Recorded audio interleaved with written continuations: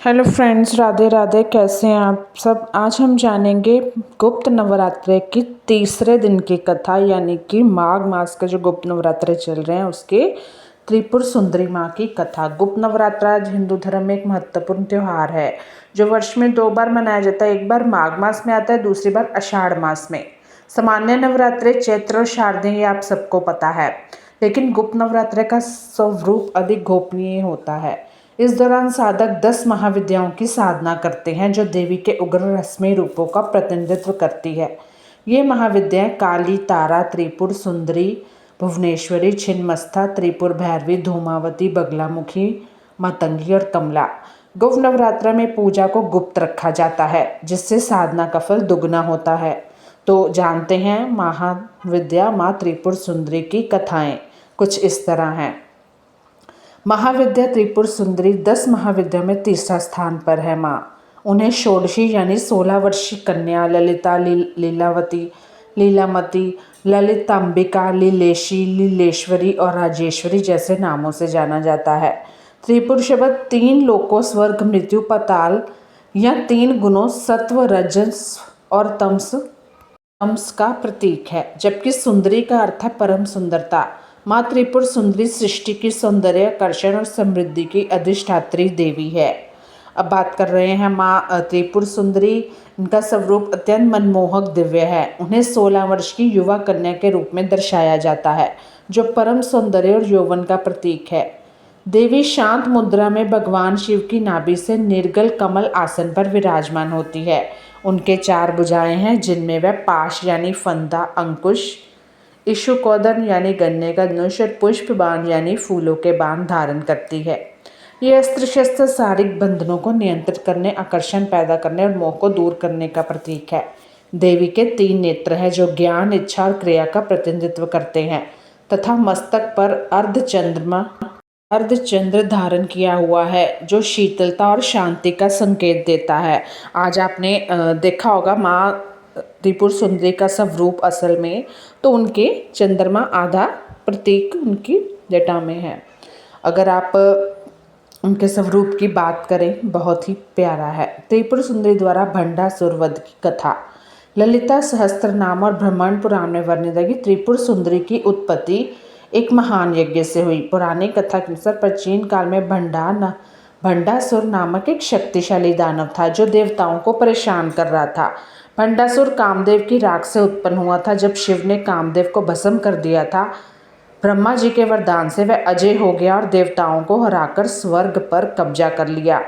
देवता निराश होकर भगवान शिव के पास गए और समस्या बताई। शिव ने पार्वती को याद दिलाया कि केवल आदि शक्ति ही भंडासुर का वध कर सकती है। तब देवताओं ने सप्त ऋषियों को नेतृत्व में एक महान यज्ञ का आयोजन किया। अब ये बहुत सारी कथाएं हैं, साथ साथ जुड़ी होती हैं, हमें पता नहीं होता। त्रिपुर सुंदरी ने अपना रूप देखा और स्वयं को कामेश्वरी कहा क्योंकि वह इच्छा की देवी हैं। तब उन्होंने कामेश्वर से विवाह किया जो शिव जी का एक रूप है। विवाह के बाद उन्होंने शक्तियों की सेना बनाई। इस सेना में विभिन्न देवियों जैसे बाल त्रिपुर सुंदरी शामिल थी जो उनकी पुत्री के रूप में अवतरित हुई। भंडासुर की सेना विशाल थी जिसमें असंख्य दानव राक्षस थे। युद्ध शुरू हुआ। जैसे ही युद्ध शुरू हुआ, माँ ने अपनी लीला दिखाई। पुराणों के अनुसार भंडासुर ने पहले अपने पुत्रों को युद्ध में भेजा, लेकिन त्रिपुर सुंदरी की शक्तियाँ जैसे मंत्रिनी और दंडिनी ने उन्हें पराजित कर दिया।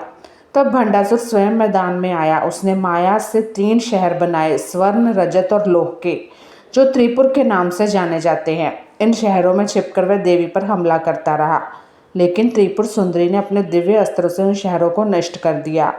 अंत में उन्होंने पशुपात अस्त्र से भंडासुर का वध किया। भंडासुर के मरते ही देवताओं को मुक्ति मिली और त्रिपुर सुंदरी को त्रिपुर सुंदरी नाम मिला क्योंकि उन्होंने 3 शहरों का नाश किया था।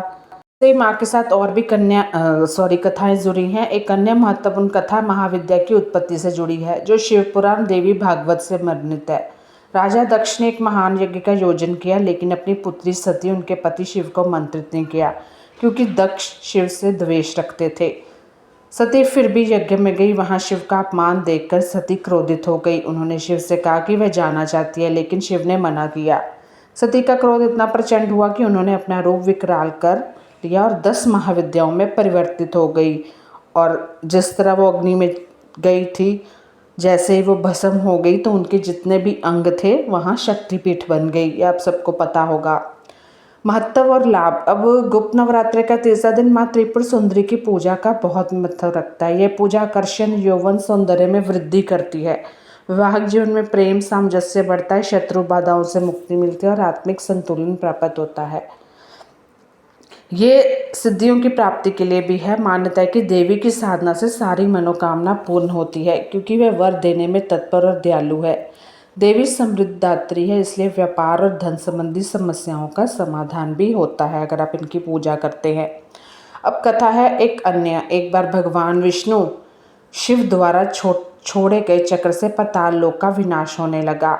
इससे पृथ्वी पर जल भराव हो गया और सृष्टि संकट में पड़ गई।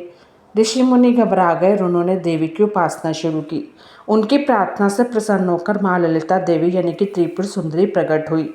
देवी ने अपनी दिव्य शक्ति से उस विनाशकारी चक्र को रोक दिया और सृष्टि को नवजीवन प्रदान किया। इस कथा से देवी को सृष्टि की रक्षक के रूप में भी दर्शाया गया, जो आपदाओं से बचाती है। यह कथा गुप्त नवरात्र में बहुत महत्व रखती है, क्योंकि यह देवी की शक्ति से असंभव कार्य संभव हो जाते हैं। तो ये थी माँ त्रिपुर सुंदरी की कथा। तो जय माँ त्रिपुर सुंदरी। धन्यवाद।